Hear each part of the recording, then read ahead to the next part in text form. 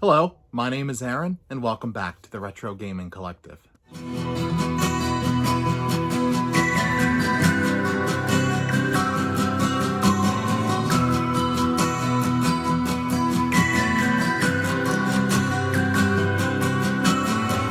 2021 was a pretty crazy year. I set a lofty goal for myself to beat 40 games in 1 year, and of course, I didn't achieve that. I only beat 23, but my wife is pregnant, so a lot of time was spent towards like baby prep and getting ready for that. So there's my excuse for the video. So I did play a lot of video games. I played a ton, actually, and I would either lose interest in them or something else would pop up that I'd want to play, so I just didn't finish a ton of them. I only finished 23 games, but the 23 that I finished were quality games, and I really enjoyed each and every one of them for different reasons. Now, I wanted to share with you my top 10 video games that I beat in 2021. Some of these games are going to be new ones that I've never played before. A majority of them are, actually.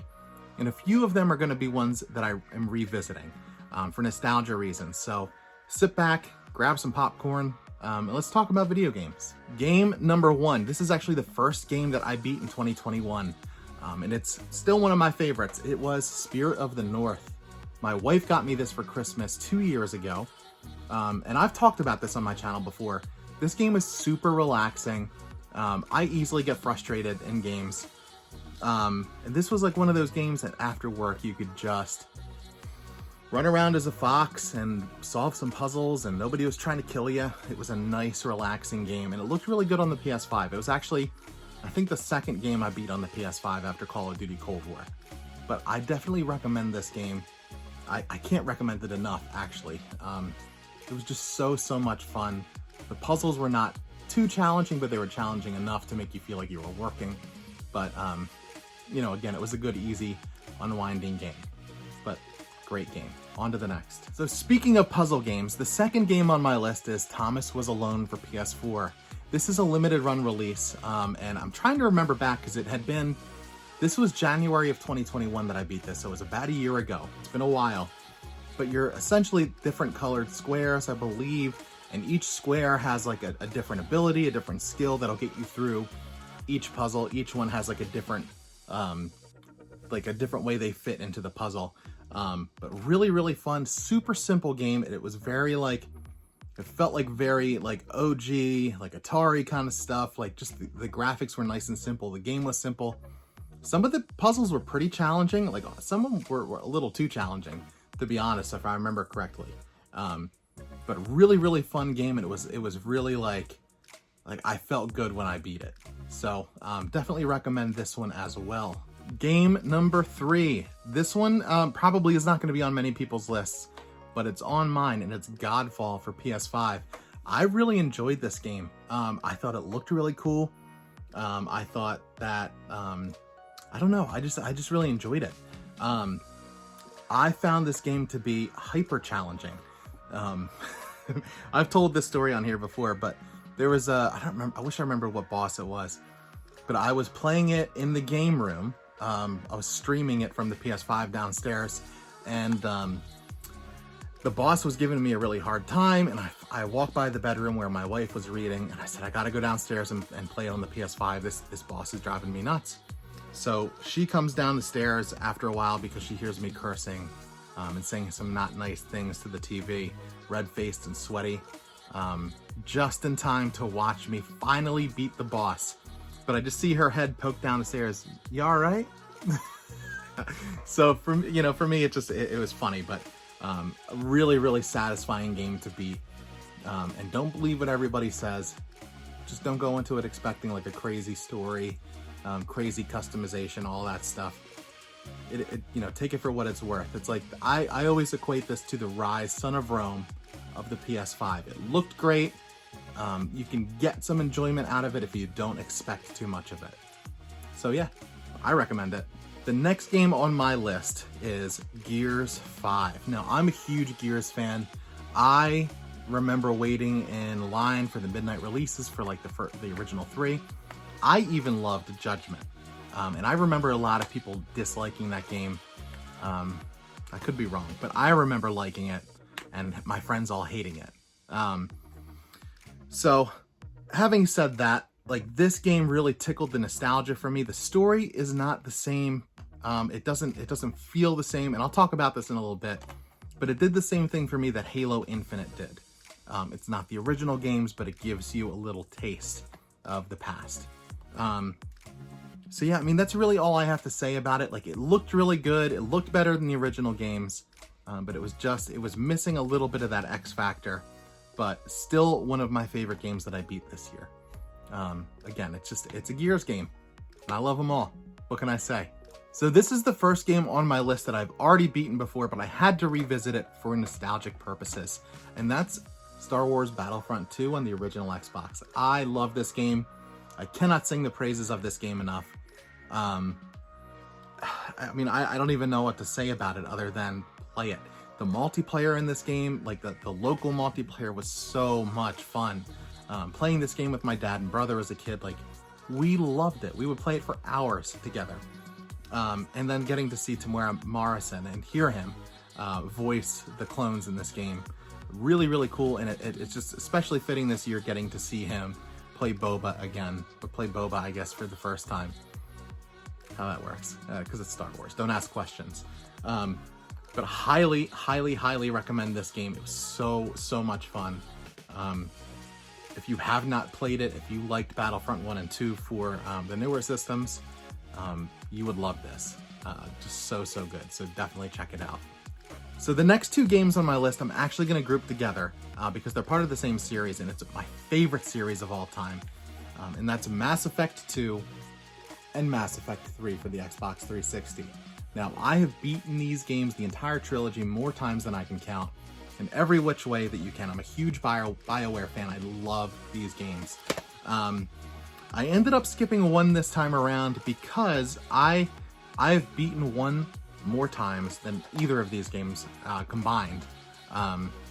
And it's kind of gotten to the point like where you start, if you've played Knights of the Old Republic, which is another one of my favorite games, you get into Terrace, and like it's kind of like grindy at this point because you've done it so many times. So I decided to skip that game and go right to Mass Effect 2 and into Mass Effect 3. So Mass Effect 2, this is absolutely a masterpiece of a game. I've never played a game where you get so connected to the characters. Like you actually like, I don't know, it's so good. The storytelling is so good.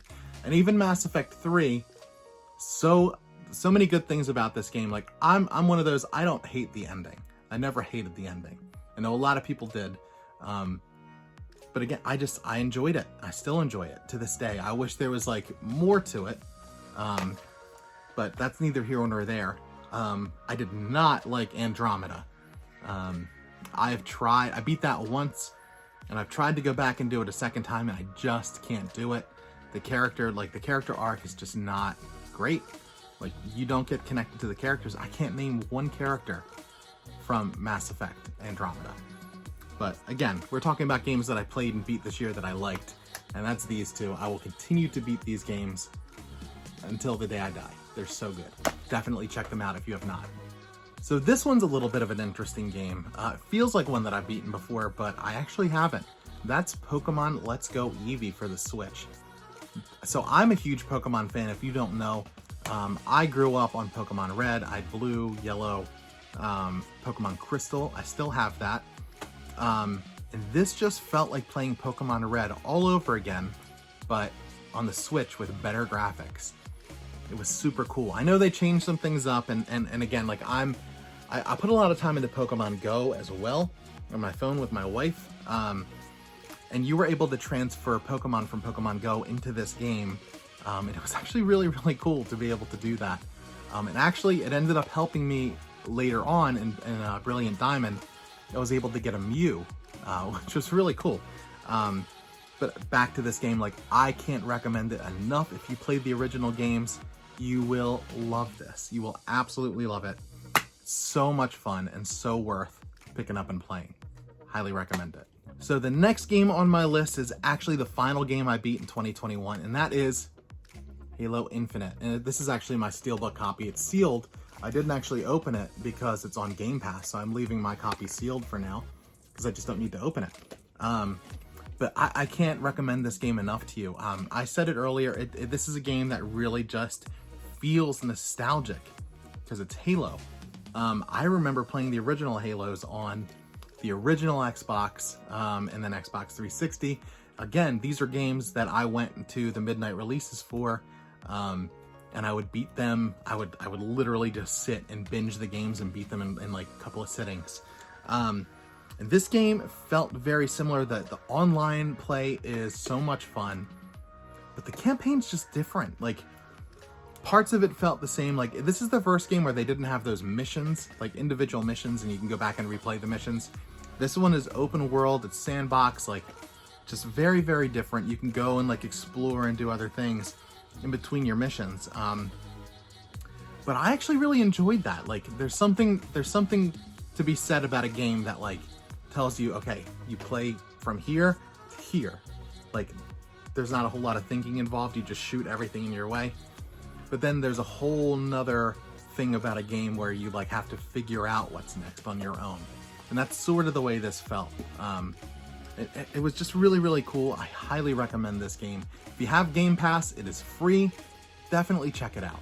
This is the final game on my list for 2021. Thank you guys so much for sticking through to the end with me. If you like this stuff, feel free to subscribe, like, comment, tell me what games you beat, tell me what games I should beat in 2022, because I'm still looking for those. But the final game that I want to show you is Star Wars Vader Immortal. This is for the PlayStation VR. Yo, this game was sick. It was so much fun. And I played it with the Move controllers and the headset and all of that. Like, I played Battlefront, the VR missions, like on my headset and all of that. But this was the coolest VR Star Wars experience yet. So I don't want to ruin too much if you haven't played it, but getting to like lightsaber duel Vader, like, and getting little tidbits of like his story, it was so cool. And it was actually relatively short. It was not a big time commitment. I beat it over the course of like 3 or 4 nights, like an hour each night, an hour and a half maybe. My wife might say longer. But it was super fun.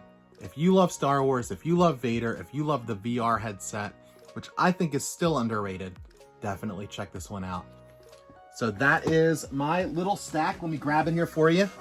This is my little stack for 2021. My 10 favorite games that I played. If you guys have any questions, feel free to reach out. But thank you so much again for sticking through to the end. And until next time, happy hunting.